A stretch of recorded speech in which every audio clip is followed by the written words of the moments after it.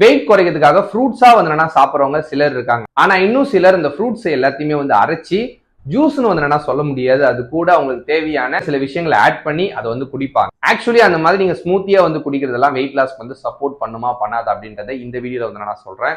அதுக்கு முன்னாடி நீங்க யாருன்னா என்னோட 30 days வெயிட் லாஸ் சேலஞ்சை ஜாயின் பண்ணி வெயிட் லாஸ் பண்ண நினைச்சீங்கன்னா தாராளமா என்ன வாட்ஸ்அப் பண்ணி ஜாயின் பண்ணிக்கோங்க. அதே மாதிரி இந்த மாதிரி யூஸ்ஃபுல் வீடியோஸ்க்கு மறக்காம என்ன ஃபாலோ பண்ணிக்கோங்க.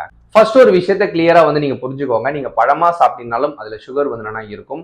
இந்த மாதிரி நீங்க ஸ்மூத்தியா நீங்க வந்து சாப்பிட்டீங்கனாலும் அதுல சுகர் வந்து இருக்கும். இன்னொரு உண்மையை சொல்லணும் அப்படின்னா நீங்க ஸ்மூத்தியா வந்து ப்ரிப்பேர் பண்ணி சாப்பிடும் போது அதுல எவ்வளவு ஃப்ரூட்ஸ் ஆட் பண்றீங்க அப்படின்றதே வந்து உங்களுக்கு தெரியாது. ஏன்னா குவான்டிட்டிஸ் நிறைய வந்து போட்டு அரைச்சிருவீங்க.